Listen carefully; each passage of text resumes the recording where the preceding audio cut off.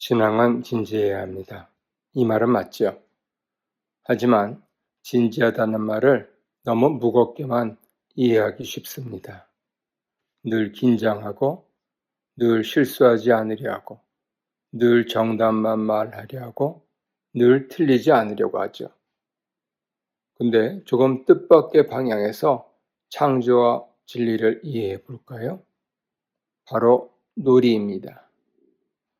놀이가 쓸모없는 시간이 아니라 새로운 발견과 창조적 통찰이 태어나는 자리로서 살펴보려는 것이죠. 놀이는 규칙을 배우고 흔들고 깨뜨리고 다시 조합하게 하면서 그 과정에서 새로운 과학과 예술이 태어나고 또 신앙이 자라납니다. 특별히 성령론과도 깊이 연결되어 있다 보입니다. 성령님은 우리를 두려움과 경직과 강박 속에만 묶어두지 않으시고 하나님의 세계 안에서 자유롭게 탐색하고 새롭게 보고 기쁘게 시도하게 하시는 영이기 때문입니다. 놀이에는 분명한 목적이 없을 수 있습니다. 성패를 먼저 따지지 않을 수도 있죠. 결과를 설명해야 할 의무도 없을 수 있습니다. 그런데 바로 이런 점 때문에 놀이가 중요합니다.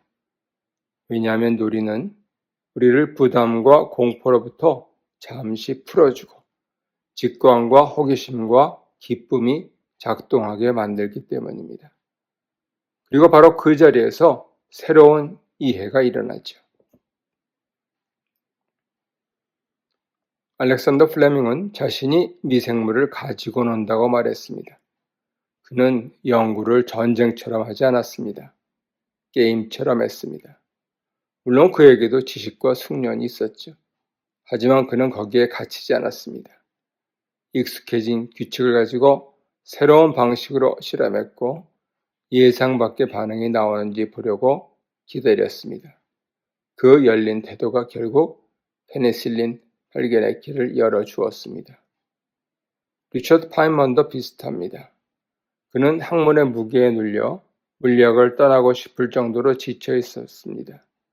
그런데 어느 날 구내식당에서 공중에 던져진 접시가 흔들리며 돌아가는 것을 보고 그 움직임을 재미삼아 생각하기 시작했죠. 그저 재미였습니다. 쓸모를 따지지 않았습니다. 학문적으로 중요한지 여부도 묻지 않았습니다.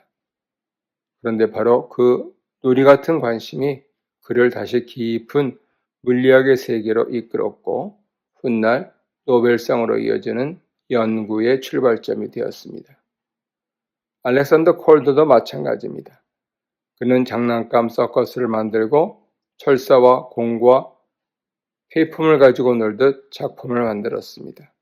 사람들은 그것을 놀이처럼 보았지만 사실 그 놀이가 훗날 움직이는 조각, 즉 모빌 조각이라는 혁신으로 이어졌죠. 그는 놀이를 통해 공간과 움직임의 관계를 새롭게 보게 되었습니다. 놀이는 진지함의 반대가 아닙니다. 놀이는 경직된 진지함이 놓쳐버린 것을 다시 보게 만드는 방식이죠. 성령론을 생각해 볼까요? 우리는 성령을 생각할 때 능력, 은사, 확신, 위로를 떠올립니다. 물론 맞습니다. 그런데 성령은 우리 안의 두려움을 풀어주시는 영 아닙니까? 실수하면 안 된다는 두려움, 틀리면 안 된다는 두려움, 남에게 평가받는다는 두려움, 결과를 내야 한다는 두려움, 쓸모가 있어야 한다는 압박, 이런 것들이 우리를 굳게 만듭니다. 굳어있는 사람은 새롭게 보지 못합니다. 새롭게 시도하지 못합니다. 기존 규칙을 넘어 생각하지 못합니다. 그런데 성령은 우리를 자유롭게 하십니다.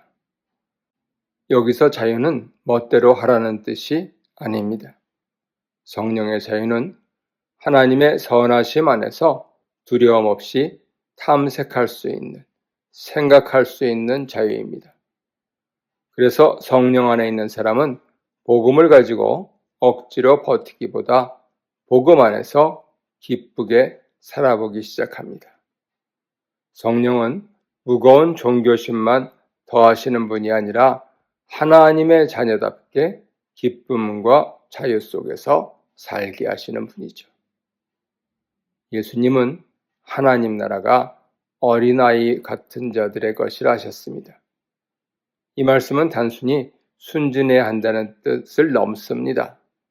어린아이는 놀죠. 만지고 부수고 만들고 상상하고 엉뚱하게 연결하고 반복하고 실패하고 다시 시도합니다. 바로 그 방식으로 배웁니다. 놀이는 상징놀이, 게임놀이, 실습놀이를 통해 다양한 정신적 기술을 키워줍니다. 유추하고 규칙을 익히고 패턴을 찾고 새로운 것을 시험하게 만든다고 합니다. 성령 안에서의 신앙도 그렇죠. 성령은 우리를 하나님의 집안에 있는 종이 아니라 아버지의 집안에서 자라는 자녀로 만드십니다. 자녀는 벌벌 떨며만 살지 않습니다.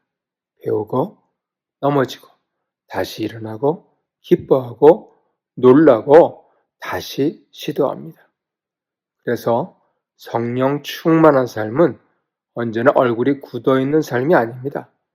그 안에는 거룩한 기쁨과 자유와 상상력이 있습니다. 존 하워드 요더는 교회를 단순히 정답을 보관하는 기관으로 보지 않았습니다. 그는 교회를 예수의 길을 실제로 살아보는 공동체로 보았죠.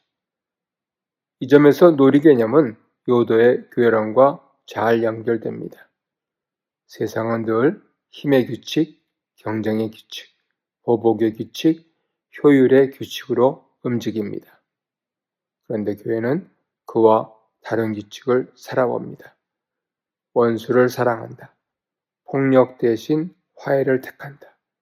손해를 감수하며 진실을 말한다.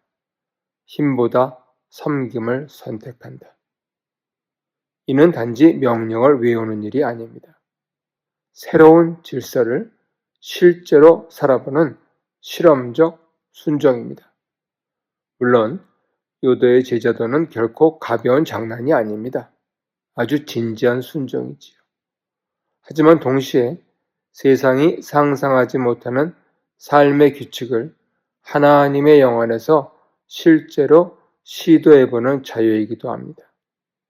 성령은 교회를 굳은 제도 속에서만 가두지 않으시고 예수의 길을 공동체적으로 구현하게 하십니다. 그런 의미에서 교회는 하나님 나라의 거룩한 자리라고 말할 수 있습니다. 스탠리 하워스는 교회가 세상처럼 효율과 성공과 즉각적인 결과만 쫓게 되는 것을 경계합니다. 왜냐하면 그 순간 교회는 복음의 독특함을 잃기 때문이죠. 놀이의 힘도 바로 이 지점을 찌릅니다. 놀이는 먼저 이게 당장 무슨 쓸모가 있지 묻지 않습니다. 대신 이 안에서 무엇이 새롭게 보이지 묻죠. 하워식으로 말하면 교회는 세상에 즉시 유용한 기관이다. 세상이 잊어버린 진실, 놓치고 있는 진실을 다른 방식으로 살아 보이는 공동체입니다.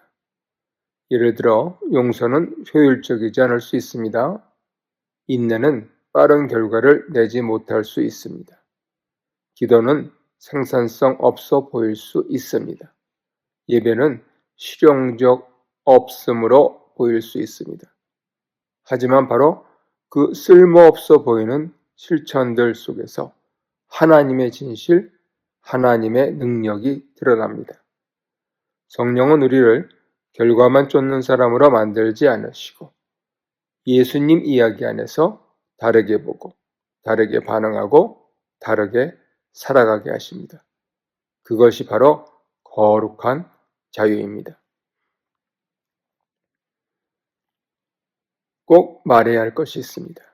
놀이가 없는 신앙은 쉽게 굳어버리죠. 정답은 많지만 생기가 없습니다. 원칙은 많지만 놀라움이 없습니다. 교리는 있지만 기쁨이 없습니다. 말은 옳지만 새로운 상상력이 없습니다. 그러면 신앙은 살아있는 관계가 아니라 관리해야 할 시스템처럼 변해버립니다. 하지만 성령님은 죽은 형식을 살리시지요. 성령님은 늘 같은 말씀 속에서 새로운 빛을 보게 하시고 늘 같은 공동체 안에서 새로운 가능성을 열어주시고 늘 같은 일상 속에서 하나님 나라를 새롭게 맛보게 하십니다. 성령은 우리를 무책임하게 만드는 분이 아니라 굳어버린 책임감 속에서 다시 살아 움직이게 하시는 분입니다. 이렇게 질문합니다. 나는 신앙을 너무 두려움으로만 붙들고 있지 않나? 나는 늘 옳아야 한다는 압박 속에서 새롭게 듣고 새롭게 보고 새롭게 시도하는 자유를 잊어버리지 않나? 우리 교회 분위기는 너무 무겁기만 해서 성령의 기쁨과 자유와 상상력을 잃어버리지 않나? 나는 말씀을 시험 문제처럼만 대하고 있지 않나? 아니면 살아있는 하나님의 세계로 들어가는 기쁨의 문으로 받고 있나? 성령은 오늘도 우리를 부르십니다.